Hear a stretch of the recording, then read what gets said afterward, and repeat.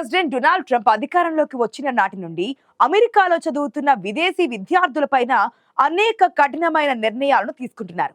ఇప్పటికే H1B visa fee భారీగా పెంచి కొత్తగా దరఖాస్తు చేసుకునే వారికి షాక్ ఇచ్చిన ట్రంప్ అమెరికాకు వస్తున్న విదేశీ విద్యార్థుల ప్రవేశాలపై పరిమితులు విధించాలని నిర్ణయించారు.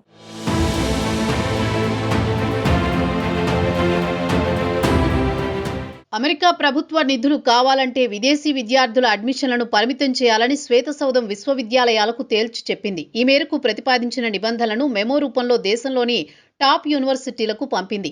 ఈ మెమో పేరు compact for academic excellence in higher education. ఇది ప్రభుత్వ నిధులు కావాలంటే విదేశీ విద్యార్థుల అడ్మిషన్లను పరిమితం చేయాలి, జాతి లింగ ఆధారిత నియామకాలు ఆపేయాలి, ప్రామాణిక పరీక్షలు తప్పనిసరి చేయాలి అంటూ కఠిన నిబంధనలు విధిస్తోంది. ఈ మెమోను అంగీకరించిన విశ్వవిద్యాలయాలకు ప్రభుత్వం నుంచి ప్రత్యేక ప్రాధాన్యతలతో నిధులు, గ్రాంట్లు, రీసెర్చ్ ఫండింగ్ వంటివి లభిస్తాయి. ఇది ట్రంప్ కార్యవర్గం ఉన్నత విద్యను తమ భావజాలానికి అనుకూలంగా మార్చుకోవడానికి చేస్తున్న యత్నంగా కనిపిస్తోంది. మొదట విదేశీ విద్యార్థులపై పరిమితులు.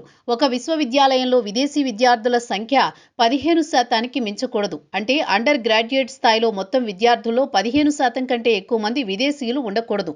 అంతేకాకుండా ఒకే దేశం నుంచి వచ్చిన విద్యార్థులు 5% కంటే ఎక్కువ ఉండకూడదు. ఇది చైనా, భారత్, ఇండోనేషియా వంటి దేశాల నుంచి వచ్చే విద్యార్థులపై ప్రభావం చూపుతుంది. ఎందుకంటే ప్రస్తుతం హార్వర్డ్, MIT వంటి యూనివర్సిటీల్లో విదేశీయులు 20-30% వరకు ఉన్నారు.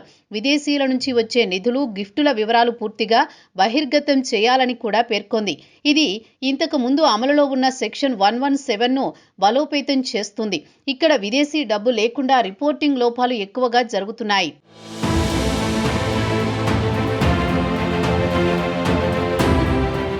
రెండవది అడ్మిషన్ ప్రక్రియలో మార్పులు. విద్యార్థుల అడ్మిషన్, ఫైనాన్షియల్ ఎయిడ్ సమయంలో జాతి, లింగం, జాతీయత, రాజకీయ భావజాలం, జెండర్ ఐడెంటిటీ, లైంగిక ఆకర్షణ, మతపరమైన అంశాలు పరిగణలోకి తీసుకోకూడదు. అంటే DEI ప్రోగ్రాములు పూర్తిగా ఆపేయాలి. అండర్ గ్రాడ్యుయేట్ దరఖాస్తుదారులు SAT లేదా ACT వంటి ప్రామాణిక పరీక్షలు తప్పనిసరిగా రాయాలి. ఇది టెస్ట్ ఆప్షనల్ పాలసీలను రద్దు చేస్తుంది. ఇది కోవిడ్ తర్వాత చాలా యూనివర్సిటీలు అమలు చేశాయి.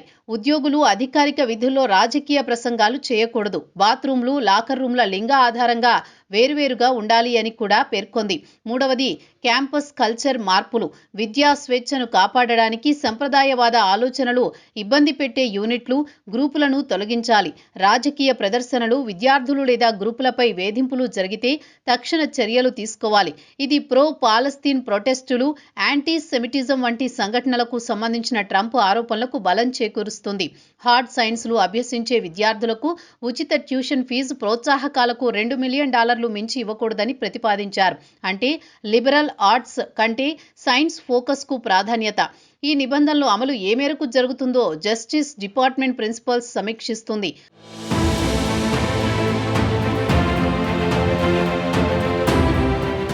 ఉల్లంఘనలు జరిగితే ప్రభుత్వ నిధులు 2 ఏళ్ల పాటు ఆపేస్తారు. ఇది Harvard, MIT, brown, university of Pennsylvania వంటి 9 టాప్ యూనివర్సిటీలకు పంపించారు. ఇప్పుడు ఈ మెమో అంగీకరించిన విశ్వవిద్యాలయాలు కొన్ని లాభాలు కూడా ఉన్నాయి. ప్రభుత్వ రుణాలు, గ్రాంట్లు, కాంట్రాక్టులు, రీసెర్చ్ నిధులు, విదేశీ స్కాలర్లకు వీసా అనుమతులు, ట్యాక్స్ కోడ్లో ప్రాధాన్యతలు వంటివి. ఉదాహరణకు హార్వర్డ్ విశ్వవిద్యాలయం ప్రభుత్వంతో $500 మిలియన్ డీల్ చాలా సమీపంలో ఉందని సమాచారం. ఇది ట్యూషన్ ఫ్రీజ్ 5 సంవత్సరాలకు, గ్రేడ్ ఇన్ఫ్లేషన్ పరిమితి వంటి అదనపు డిమాండ్లతో వర్తిస్తుంది. అయితే ఇది అమెరికా ఉన్నత విద్యా వ్యవస్థకు ఎలాంటి ప్రభావం చూపుతుంది? విదేశీ విద్యార్థులు అమెరికాలో చదువుకోవడం తగ్గితే యూనివర్సిటీల ఆదాయాలు పడిపోతాయి. DEI ఆపితే మైనారిటీలు, LGBTQ+ విద్యార్థులు డిసడ్వాంటేజ్ అవుతారు.